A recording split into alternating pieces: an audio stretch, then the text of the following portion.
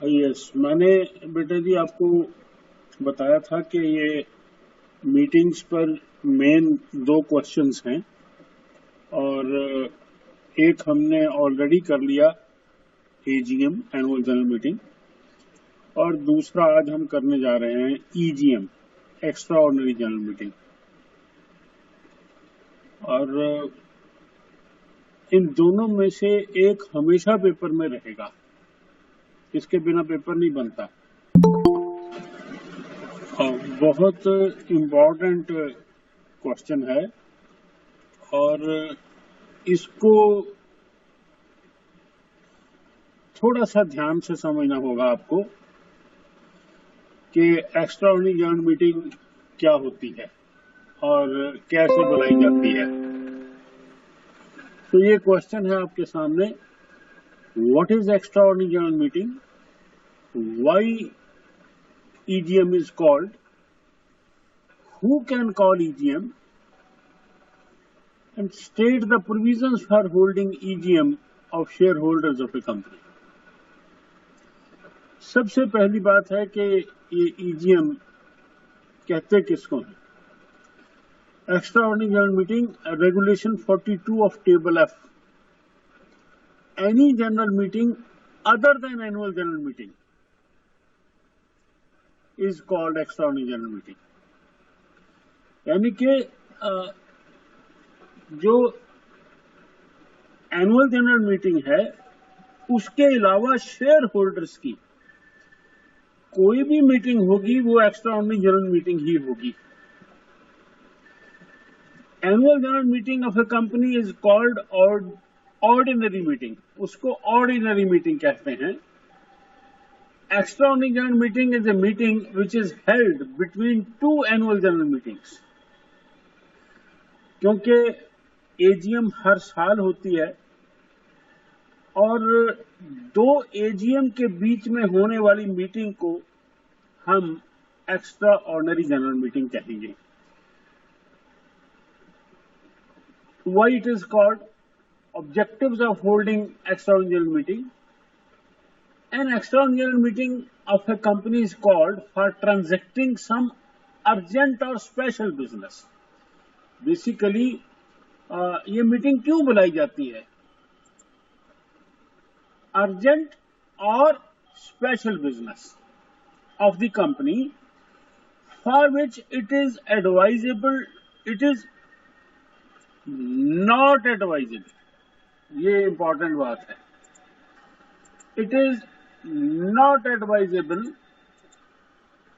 To wait till the next annual meeting of the company. Actually क्या है कि company जो कुछ भी करना चाहती है, शेयर होल्डर से अप्रूव कराना चाहती है, वो नॉर्मली एजीएम में स्पेशल बिजनेस में करवा लेती है।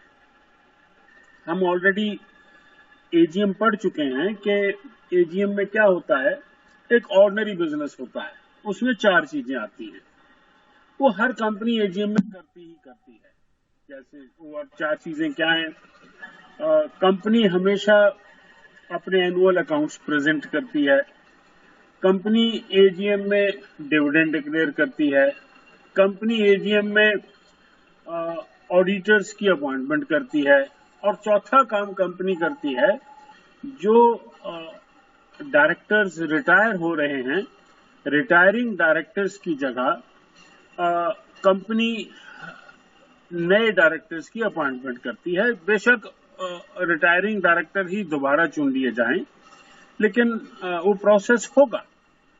ये 4 चीजें हर एजीएम में हर कंपनी करती है। लेकिन उसके अलावा अगर कंपनी कोई भी और काम शेयर होल्डर्स से की परमिशन लेना चाहे, ले सकती है, लेकिन उसके लिए स्पेशल नोटिस पहले से दिया होना चाहिए। ये हम एजीएम में पढ़ चुके हैं। और जैसा कि मैंने बताया कि नॉर्मली कंपनियां ऐसा ही करती हैं कि साल के दौरान जो कुछ उनको लगता है कि ये हमें एजीएम में शेयर होल्डर से करवा लेना चाहिए, ये रेजोल्यूशन पास करवा लेने चाहिए, वो कंपनियां एजीएम में करवा लेती हैं स्पेशल बिजनेस में। लेकिन कई बार क्या होता है, कोई ऐसा अर्जेंट स्पेशल बिजनेस होता है जिसके लिए अगली एजीएम तक इंतजार नहीं किया जा सकता। फिर सुन लीजिए, यानी कि वो बिजनेस स्पेशल बिजनेस है, ध्यान से सुन लो, जिसको एजीएम में हम कर सकते हैं, जरूरी है, अर्जेंट है, लेकिन नेक्स्ट एजीएम बहुत दूर है, वो तो साल बाद होती है, वहां तक इंतजार नहीं किया जा सकता। इसलिए शेयर होल्डर्स की एक्स्ट्रा ऑर्डिनरी जनरल मीटिंग बुलाई जाए। सो कहते हैं an extraordinary general meeting of a company is called for transacting some urgent और special business of the company for which it is not advisable to wait till the next annual general meeting of the company. Therefore, this meeting is generally held for the purpose of dealing with an extraordinary matter which cannot be postponed, जिसको आप postpone नहीं कर सकते, which cannot be postponed till the next annual general meeting of the company. यानी कि ये matter इतना urgent है, ये स्पेशल बिजनेस इतना अर्जेंट है कि इसके लिए नेक्स्ट एजीएम तक इंतजार नहीं किया जा सकता। आपको शेयर होल्डर्स की एक्स्ट्रा ऑर्डिनरी जनरल मीटिंग तुरंत बुलानी होगी। और कुछ एग्जांपल दी हैं कि ऐसे क्या क्या अर्जेंट बिजनेस हो सकते हैं, such as alteration of memorandum of association। आपको मेमोरेंडम ऑफ एसोसिएशन अल्टर करवाना है, जैसे कंपनी अपना नाम ही बदलना चाहती है। Alteration of articles of association, company अपनी इंटरनल मैनेजमेंट में आर्टिकल्स ऑफ एसोसिएशन में कोई अल्टरेशन करना चाहती है। Reduction of share capital, company share capital में रिडक्शन करना चाहती है, इसका क्वेश्चन हम कंपनी लॉ में ऑलरेडी पढ़ चुके हैं। रिमूवल ऑफ ऑडिटर्स, ऑडिटर्स को रिमूव करना चाहते हैं। रिमूवल ऑफ डायरेक्टर्स, डायरेक्टर्स को रिमूव करना चाहते हैं। तो ये कुछ ऐसे अर्जेंट काम हो सकते हैं जिसके लिए हमें नेक्स्ट एजीएम तक इंतजार नहीं किया जा सकता, हमें तुरंत शेयर होल्डर्स की मीटिंग बुलानी पड़ेगी, और क्योंकि वो एजीएम नहीं है इसलिए वो एक्स्ट्रा ऑर्डिनरी जनरल मीटिंग कहलाएगी। Now who can convene extraordinary general meeting, ये बुला कौन सकता है? An extraordinary general meeting can be convened, number 1, by the board of directors. ये डायरेक्टर्स बुला सकते हैं। डायरेक्टर्स कब बुलाते हैं? डायरेक्टर्स बुलाते हैं जब शेयर कैपिटल की रिडक्शन करनी हो, जब मेमोरेंडम या आर्टिकल्स ऑफ एसोसिएशन में अमेंडमेंट या अल्टरेशन करनी हो, तो डायरेक्टर्स बुलाएंगे। Number 2 is by the requisitionist. ये जो शब्द है रिक्विजिशनिस्ट, इसको आपको समझना होगा कि रिक्विजिशनिस्ट किसको कहते हैं। रिक्विजिशन होती है रिक्वेस्ट, और जो लोग रिक्वेस्ट डालते हैं, जो लोग रिक्वेस्ट करते हैं, दे आर कॉल्ड रिक्विजिशनिस्ट। और यहां रिक्विजिशनिस्ट कौन होंगे? Share holders. और तीसरी है by the national company law tribunal. National company law tribunal भी इस मीटिंग को बुलाने का हुक्म जारी कर सकता है। ये कंपनी लॉ की सबसे ऊंची अदालत है।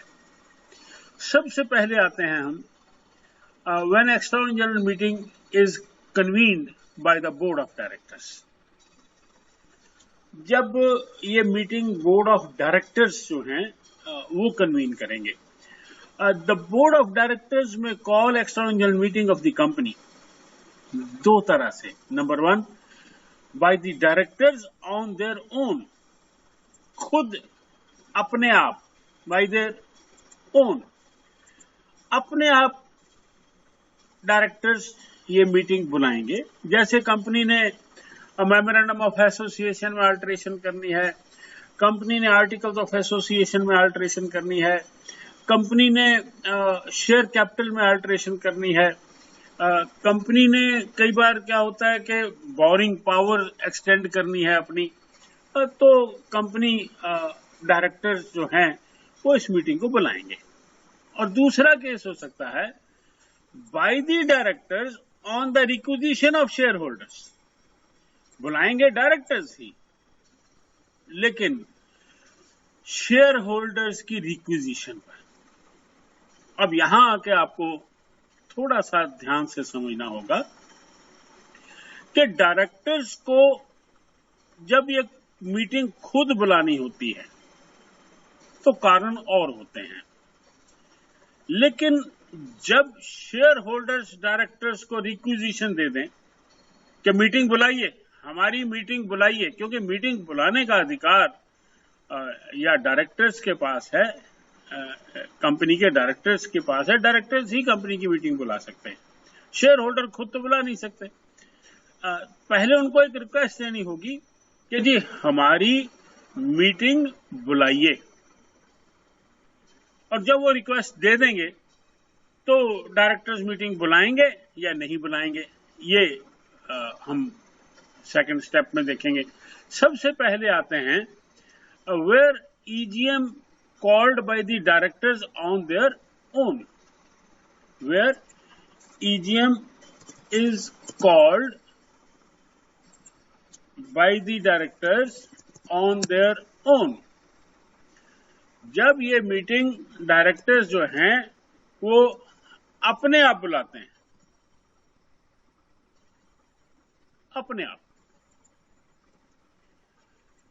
वो सिंपलेस्ट रास्ता है। बोर्ड ऑफ डायरेक्टर्स में convene an extraordinary meeting of the company as and when they think fit by passing a resolution at the board meeting. Company memorandum में अल्टरेशन करना चाहती है, कंपनी शेयर होल्डर से कोई resolution pass करवाना चाहती है कि कंपनी की शेयर कैपिटल में चेंज करनी है, कंपनी बोरिंग पावर्स एक्सटेंड कराना चाहती है, डायरेक्टर्स खुद मीटिंग बुलाएंगे और वो मीटिंग हो जाएगी, एक्स्ट्राऑर्डिनरी मीटिंग। लेकिन दूसरा केस ज्यादा इंपॉर्टेंट है और ज्यादा इंटरेस्टिंग है। When EGM is called by the directors on the requisition of the shareholders।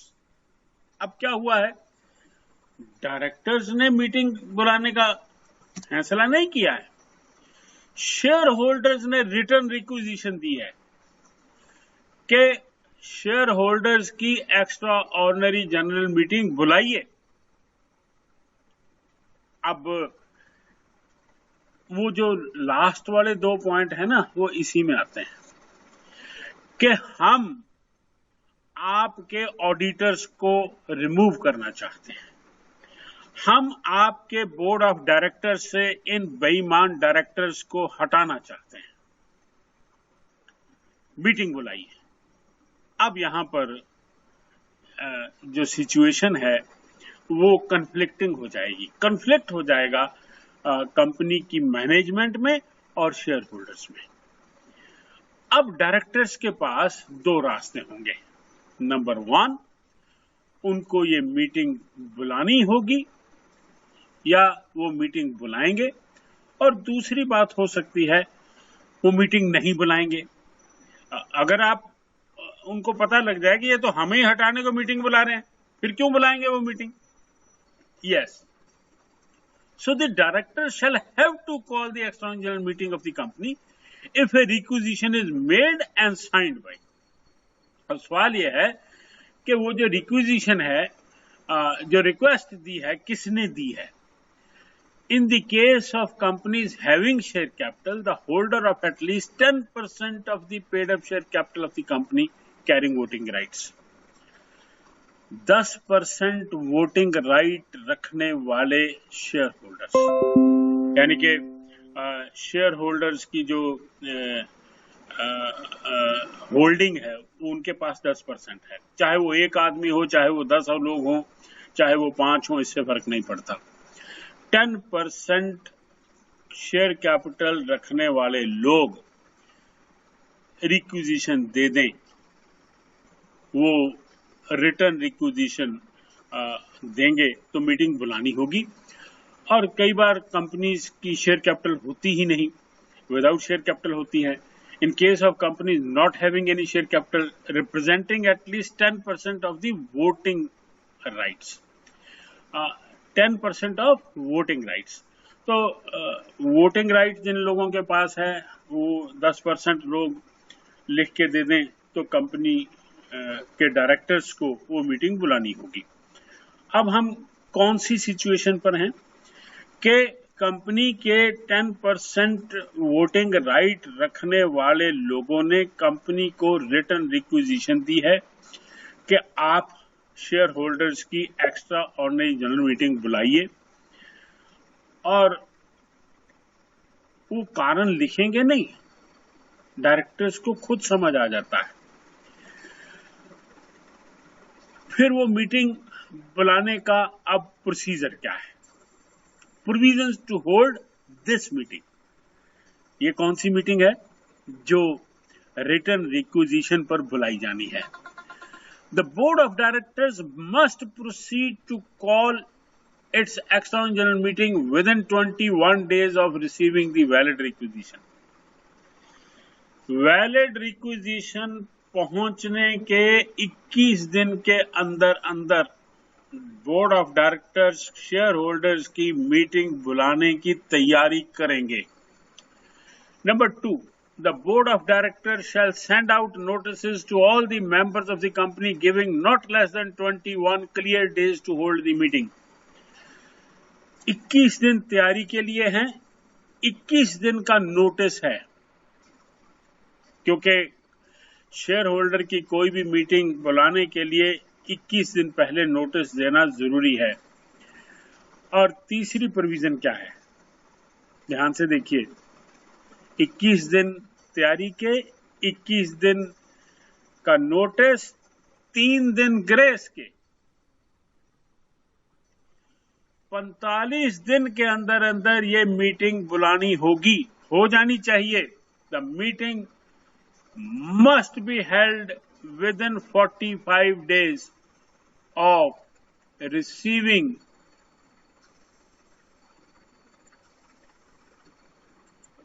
deposit of requisition। Return requisition जमा होने के 45 दिन के अंदर अंदर डायरेक्टर्स द्वारा ये मीटिंग हो जानी चाहिए। लेकिन मैंने अभी बताया था आपको कि डायरेक्टर या तो ये मीटिंग बुलाएंगे, जब वो बुलाएंगे तो 45 दिन के अंदर अंदर बुलानी होगी, या वो ये मीटिंग नहीं बुलाएंगे, क्योंकि जब आप उन्हीं को हटाने के लिए मीटिंग बुला रहे हो तो क्यों बुलाएंगे? फिर नहीं बुलाएंगे।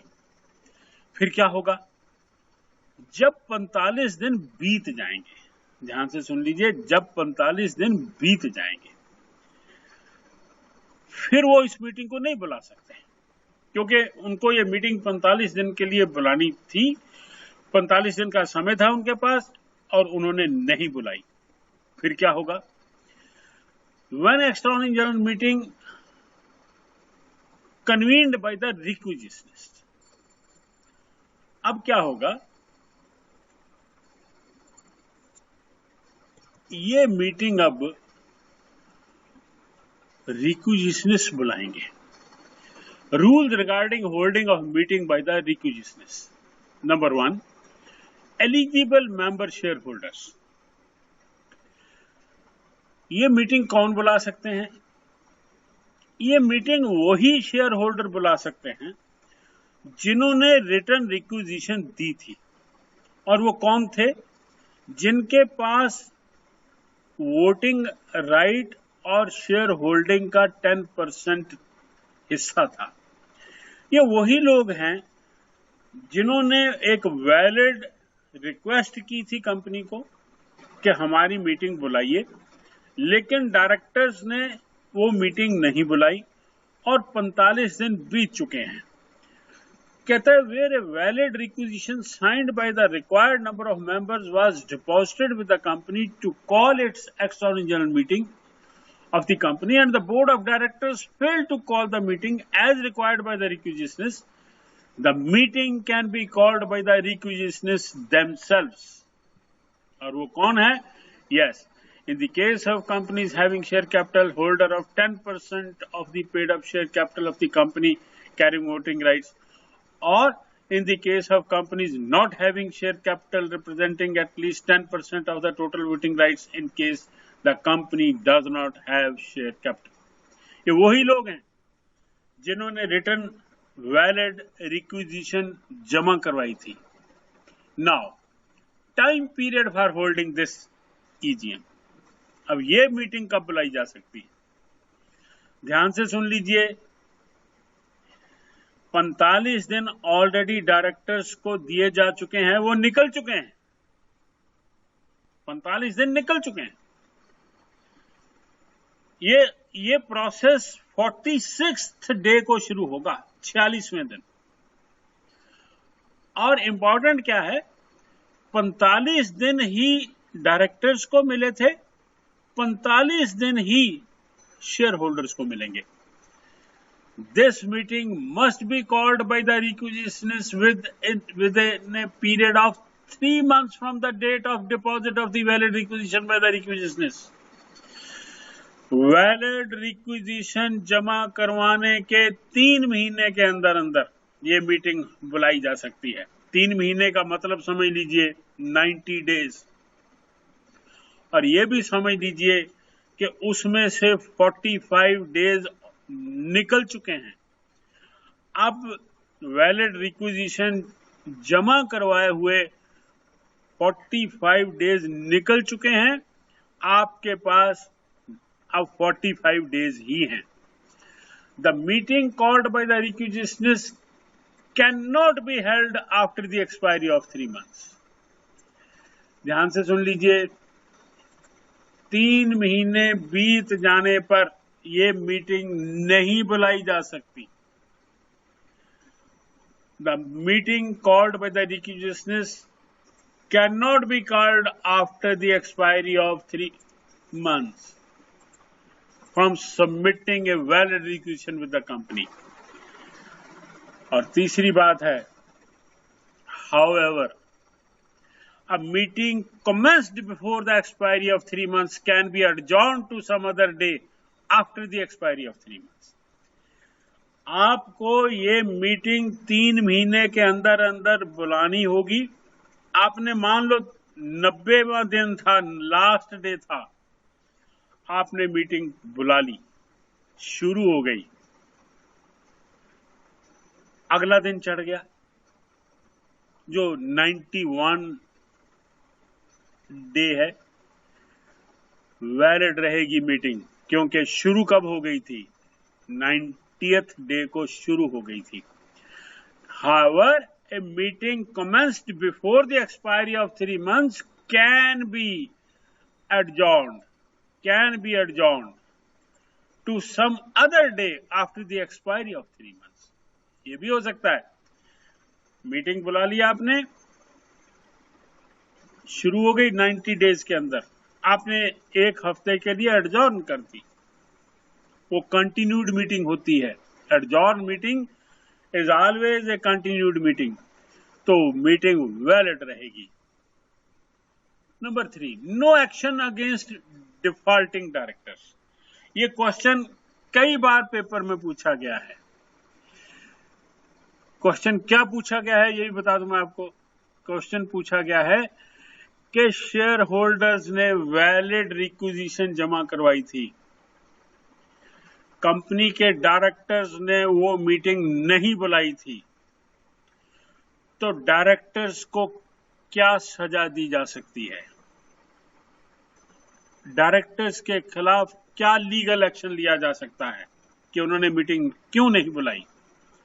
ध्यान से सुन लीजिए, no action against the defaulting director is taken for not calling the extraordinary meeting, by the directors on filing a valid requisition by the shareholders. Valid requisition जमा करवाने के बावजूद डायरेक्टर्स ने कोई मीटिंग नहीं बुलाई थी, उन पर कोई एक्शन नहीं लिया जा सकता, because alternate remedy to call EGM is available with the shareholders. shareholders के पास रेमेडी है कि वो ये इस मीटिंग को खुद बुला सकते हैं। इसलिए डायरेक्टर्स को कोई सजा नहीं दे सकते आप कि क्यों नहीं बुलाई आपने मीटिंग। वो ये कहते हैं हमने नहीं बुलाई, तुम बुला लो। हमने नहीं बुलाई, तुम बुला लो, तुम्हारे पास अधिकार है। 45 दिन हमारे पास है, 45 दिन तुम्हारे पास है, तुम बुला लो। हमने तो इसलिए नहीं बुलाई कि भाई आ बैल मुझे मार, हमें हटाने के लिए तुम मीटिंग बुला रहे हो, तो हम क्यों बुलाएंगे। कोई लीगल एक्शन उनके खिलाफ नहीं लिया जा सकता। Then manner of calling EGM, notice of EGM, चाहे ये मीटिंग डायरेक्टर्स बुलाएं, चाहे ये मीटिंग शेयर होल्डर्स बुलाएं, 21 दिन का क्लियर डेज का नोटिस तो देना ही होगा। Ordinarily, this meeting should also be held in the same manner as if it is called by the board of directors. The members must be served with a notice of 21 clear days, and the meeting should be called at the registered office of the company. ये बहुत important बात है। जब valid requisition जमा करवाने के बाद भी डायरेक्टर्स मीटिंग नहीं बुलाएंगे और वो मीटिंग शेयर होल्डर बुलाएंगे जिन्होंने वैलिड रिक्विजिशन जमा करवाई थी, वो शेयर होल्डर उस मीटिंग को कंपनी के रजिस्टर्ड ऑफिस पर ही बुलाएंगे। लेकिन कई बार क्या होता है, डायरेक्टर्स कंपनी के रजिस्टर्ड ऑफिस पर ताला लगा देते हैं। सिंपल सी बात है, जब आप डायरेक्टर्स को हटाने के लिए मीटिंग बुलाओगे, पहली बात तो डायरेक्टर्स वो मीटिंग बुलाएंगे नहीं।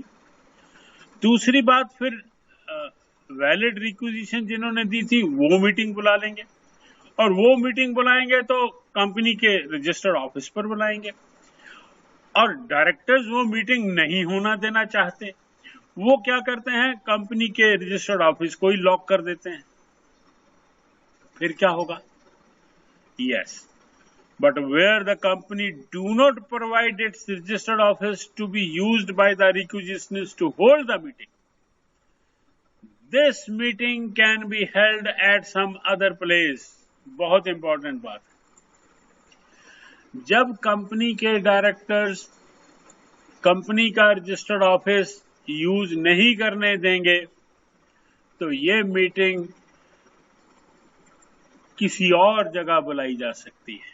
और जब मैं कहता हूं ना किसी और जगह बुलाई जा सकती है, ये मीटिंग उसी शहर में किसी बड़े 5 स्टार होटल में बुलाई जा सकती है, और ये अक्सर होता है। फिर उस होटल का खर्चा कौन देगा? कंपनी देगी। शेयर होल्डर्स कौन है? कंपनी के मालिक हैं। They are owners of the company. 5वां पॉइंट इसी पर है, expenses to be borne by the company. इस मीटिंग को बुलाने के सारे खर्चे कंपनी को उठाने होंगे। All expenses to hold this meeting by the requisitionist shall be borne by the company and the requisitionist can recover the expenses from the company. It has happened several times, बहुत दफा हो चुका है ये कि कंपनी ने requisition जमा होने के बावजूद मीटिंग नहीं बुलाई, मीटिंग रिक्विजिशनिस्ट ने बुलाई, कंपनी ने रजिस्टर्ड ऑफिस यूज नहीं करने दिया, तो कंपनी चाहती ये है कि मीटिंग ना हो। शेयर होल्डर्स ने वो मीटिंग किसी 5 स्टार होटल में बुला ली। और वो मीटिंग हो गई। खर्चे, all expenses shall be borne by the company. Resolution binding on the company. अब ध्यान से देखिए, इस मीटिंग में कंपनी का कोई ऑफिशियल प्रेजेंट नहीं है। कंपनी के डायरेक्टर्स तो है ही नहीं वहां, क्योंकि उन्होंने तो ये मीटिंग बुलाई ही नहीं। वो क्यों जाएंगे वहां? उन्हीं को हटाने के लिए तो मीटिंग बुलाई है, वो क्यों जाएंगे वहां? All resolutions duly passed by the shareholders shall be binding on the company in the same manner as if the meeting had been called by the board of directors of the company. ध्यान से सुन लीजिए, share holders की इस meeting में जो resolution pass होंगे वो कंपनी पर बाइंडिंग होंगे, जैसे बोर्ड ऑफ डायरेक्टर्स द्वारा बुलाई गई मीटिंग में बाइंडिंग होते हैं।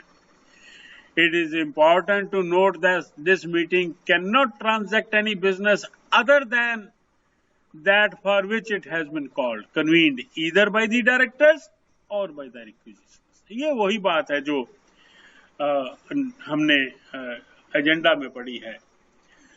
जिस पर्पस के लिए ये मीटिंग बुलाई गई, जो एजेंडा में लिखा हुआ है, इस मीटिंग में सिर्फ वही बिजनेस ट्रांजैक्ट किया जा सकता है।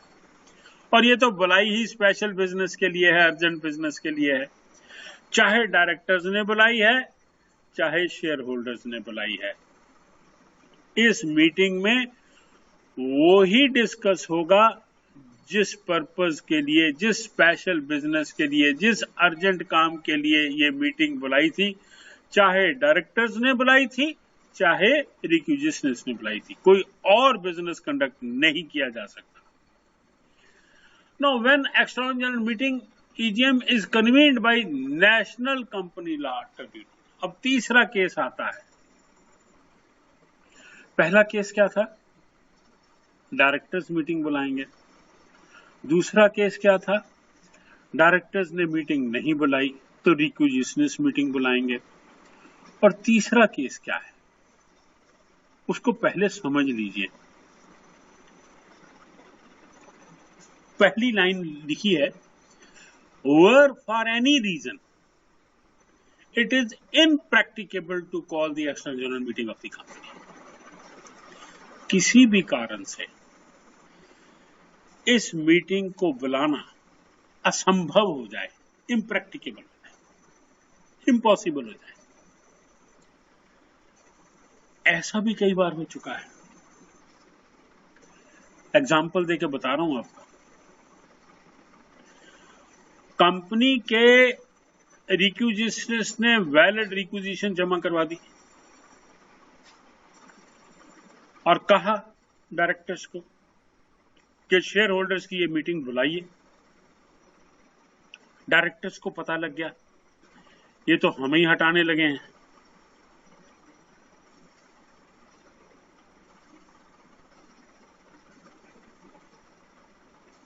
उन्होंने क्या किया? कंपनी का रजिस्टर्ड ऑफिस प्रोवाइड करने से इनकार कर दिया।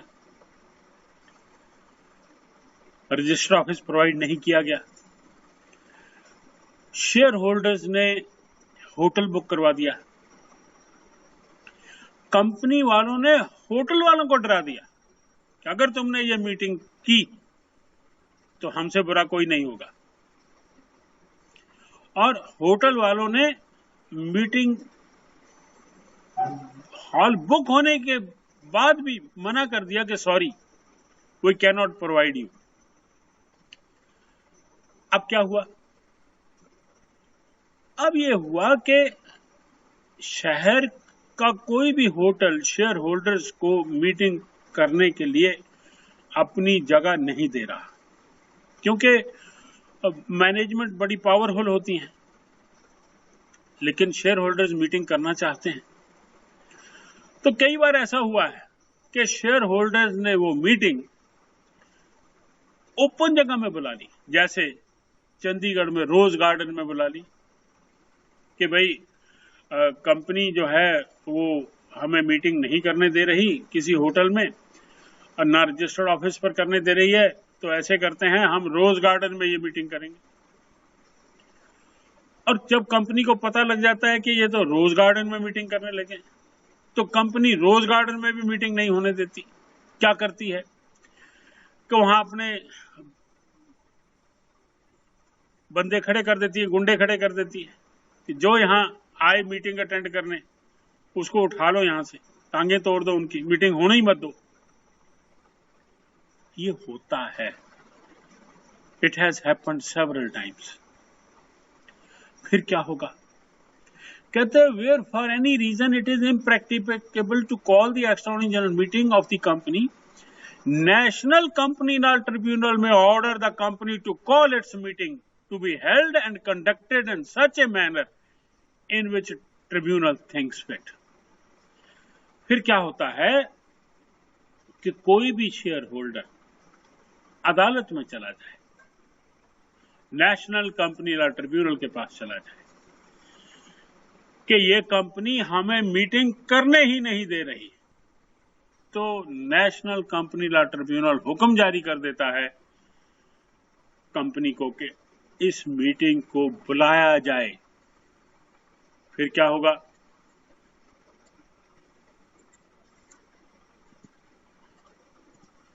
द ट्रिब्यूनल में डू सो। कई बार तो अखबार में खबर छप जाती है, ध्यान से सुन लो। अखबार में खबर क्या छपती है कि कंपनी के शेयर होल्डर्स ने रोज गार्डन में मीटिंग करने की कोशिश की,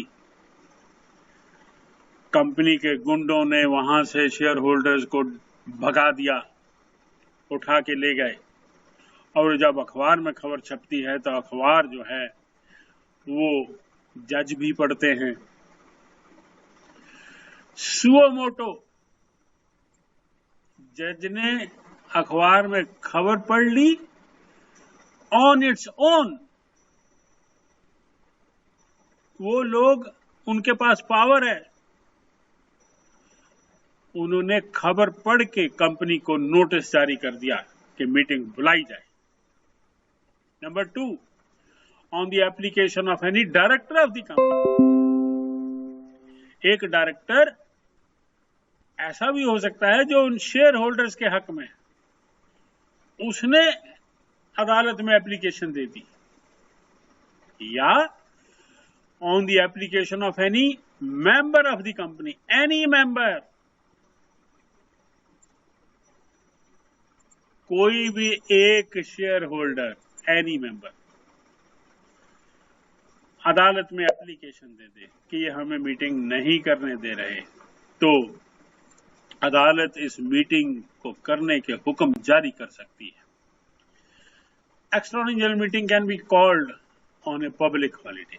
यह सवाल भी कई बार पेपर में आया है कि क्या एनुअल जनरल मीटिंग छुट्टी वाले दिन की जा सकती है? उसका आंसर है नो। एजीएम छुट्टी वाले दिन, पब्लिक हॉलीडे वाले दिन नहीं की जा सकती। एजीएम हमेशा वर्किंग डे को की जा सकती है। लेकिन यह सवाल एक्स्ट्राऑर्डिनरी जनरल मीटिंग के बारे में भी आया है कई बार, क्या एक्स्ट्राऑर्डिनरी जनरल मीटिंग छुट्टी वाले दिन की जा सकती है पब्लिक हॉलीडे पर? इसका आंसर है यस, की जा सकती है, क्योंकि यह urgent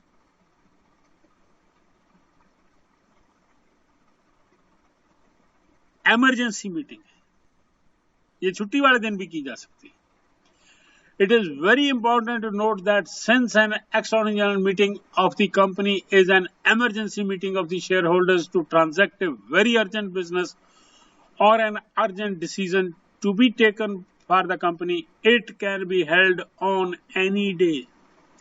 That is to say that an extraordinary general meeting can be called on a public holiday. ये मीटिंग छुट्टी वाले दिन भी की जा सकती है। हम एक बात और अगले क्वेश्चन में आ जाएगी कहीं,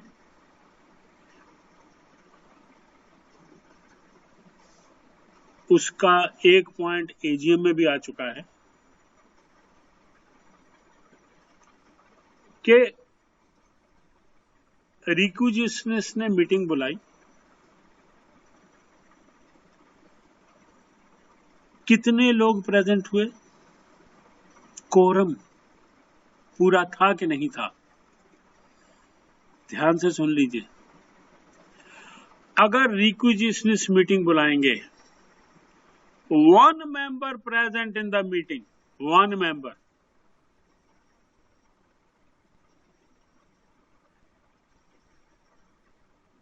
कोरम पूरा है। वो अकेला जो फैसले सुना देगा, अकेला, कि मैं कंपनी के सारे डायरेक्टर्स को हटाता हूं, कंपनी पर लीगली लागू हो जाएगा। It is so important. 1 member can constitute a valid EGM when it is called by requisitioners। बहुत ही खतरनाक बात है। तो as I already told you, ये जो क्वेश्चन है ये बहुत इंपॉर्टेंट क्वेश्चन है, और अभी तक जितने एग्जाम हुए हैं, कभी भी ऐसा कोई एग्जाम नहीं हुआ कि इन दोनों में से कोई एक क्वेश्चन पेपर में ना हो। चाहे वो एनुअल जनरल मीटिंग हो, चाहे वो एक्सटर्नल जनरल मीटिंग हो, इनमें से एक क्वेश्चन आपके पेपर में हमेशा रहेगा। सो इन दोनों क्वेश्चनों को बड़ी अच्छी तरह से तैयार करिए। बहुत अच्छे सवाल हैं दोनों, और वैसे भी being a student of commerce, आपको इन बातों पर बहुत क्लैरिटी होनी चाहिए। और जब हम लोग कोई प्रोफेशनल डिग्री करने के बाद किसी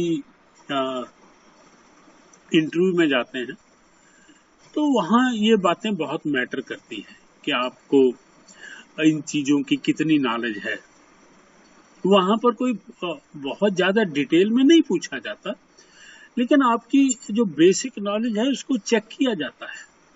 जैसे आपसे इतना ही सवाल पूछ लिया जाएगा कि is there any provision that shareholders of a company can call a valid meeting. आपका तुरंत आंसर होना चाहिए yes, an external general meeting of the shareholders can be called by the requisitions. अगर आप एक line बोल देते हैं तो जो इंटरव्यू कंडक्ट करने वाला बोर्ड है वो इस बात को उसी समय कैरी कर लेता है कि यस ही नोज, इसको पता है कि ये प्रोविजन क्या है। ये बातें बड़ी छोटी होती हैं, लेकिन बहुत मैटर करती हैं आपके कैरियर में। और खास तौर पर जब ये आईएएस का इंटरव्यू होता है, वहां जब आप कॉमर्स का सब्जेक्ट लेके पहुंचते हैं, रिटर्न पास करके पहुंचते हैं, तो वहां कॉमर्स के एक्सपर्ट बैठे होंगे, तो वो बड़ी डीपली आपसे कन्वर्सेशन करेंगे आपके सब्जेक्ट के बारे में। तो जो सब्जेक्ट भी आप बताएंगे उनको पूछा जाता है अक्सर, what is your favourite subject. कोई अकाउंटेंसी बताएगा, कोई लॉ बताएगा, कोई मैनेजमेंट बताएगा, कोई कुछ बताएगा। वहां जो एक्सपर्ट बैठा है उसी पर आपसे सवाल पूछेगा। आपको उन सवालों का जवाब आता ही होना चाहिए। Only then you can be selected. अब अगर मैं इंटरव्यू में अपीयर हो रहा हूं और मेरा जो सब्जेक्ट एक्सपर्ट जो मुझे इंटरव्यू करने के लिए बैठा है मेरे से ही पूछे, जी आपका what is the area from which I can ask you questions, और मैं उसको कहूं sir you can ask me on income tax, तो मुझे इनकम टैक्स पर पूरा कॉन्फिडेंस होना चाहिए। मैं उसको कहूं you can call any question on company law, तो मुझे कंपनी लॉ पर पूरा कॉन्फिडेंस होना चाहिए। मैं बार बार आपको कह रहा हूं कि जो बच्चे कुछ बनना चाहते हैं उनके लिए ये चीजें बहुत मैटर करती हैं। और जिन्होंने यही समझ रखा है कि हमने तो यार एक सर्टिफिकेट लेना है डिग्री का, हमने कौन सा कोई तीर मारना है, उनके लिए अलग बात है। लेकिन अगर आप जिंदगी में कुछ करना चाहते हैं, कुछ बनना चाहते हैं, किसी लेवल पर पहुंचना चाहते हैं, तो आपको पढ़ना होगा, आपको डीप स्टडी करनी होगी। हाँ, बहुत सी प्रोविजन है जो हर साल बदल जाती हैं, डजंट मैटर, कोई फर्क नहीं पड़ता। अभी जैसे इंद्रजोत ने मेरे को भेजा कि फाइन की रकम बदल जाती है, पहले 20,000 थी अब 25,000 हो गई। इस तरह के क्वेश्चन नहीं पूछे जाते कभी भी, क्योंकि वो तो कभी 5,000 भी थी, कभी फिर 10,000 हो गई होगी, फिर 20,000 हो गई होगी, हो सकता है 25 हो गई हो, वो कई बार लाख भी हो जाएगी। लेकिन इन चीजों पर नहीं मैटर करता, क्योंकि वो चीजें इतनी इम्पोर्टेंट नहीं है। इम्पोर्टेंट क्या है? इम्पोर्टेंट है बेसिक फंडामेंटल प्रोविजंस, वो आपको पता होनी चाहिए। अब आपसे पूछा, कोई डायरेक्ट क्वेश्चन पूछे कि हु इज ए रिक्विजिशनिस्ट, तो आपको पता होना चाहिए sir those shareholders holding 10% voting rights, they can give a valid requisition to call the meeting and they are called requisitionists. जब आप स्टीक आंसर देंगे, आपको कोई रिजेक्ट नहीं कर सकता। याद रखिए ये मेरी बात याद रखिए।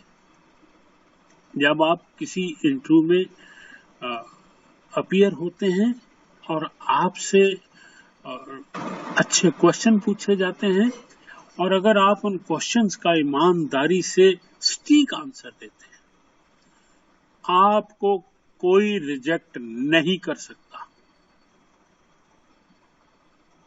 ये फैक्ट है और यही सच्चाई है। तो इसीलिए बार बार कहता हूं मैं कि क्लास अटेंड करिए, बहुत फर्क पड़ता है। अब खैर हमने रिकॉर्डिंग शुरू कर दी है, अब जो आज प्रेजेंट नहीं है उनको रिकॉर्डिंग जरूर सुननी चाहिए। ठीक है, नोट्स आपके पास पहुंच जाते हैं। ये भी ठीक है कि इस बार फिर आपका एग्जाम नकल मार के हो सकता है, लेकिन कैरियर कभी भी नकल मार के नहीं होगा। आप अगर कुछ बनना चाहते हैं तो वो नकल मार के नहीं चलेगा, वो तो समझ के ही चलेगा। इसीलिए मैं बार बार कहता हूं कि टारगेट फिक्स कर लीजिए अपने। हाँ, मुझे इतना ही फिक्स कर लो कि मुझे तो कुछ बनना है, बस सफिशिएंट है, इतना ही सफिशिएंट है। आप चिंतन करने लग जाओगे, आप पढ़ने लग जाओगे, आप समझने लग जाओगे। और एक बात याद रखिए, मैं बार बार कहता हूं, सब कुछ आपसे छीना जा सकता है। आप सड़क पर जा रहे हैं, आपकी बाइक छीनी जा सकती है, आपका फोन छीना जा सकता है, आपका पर्स छीना जा सकता है, आपकी कार छीनी जा सकती है, लेकिन आपके अंदर जो कंपनी लॉ है वो कोई छीन नहीं सकता। याद रखिए, ये एक नॉलेज एक ऐसी चीज है बेटा जी जिसको कोई आपसे छीन नहीं सकता।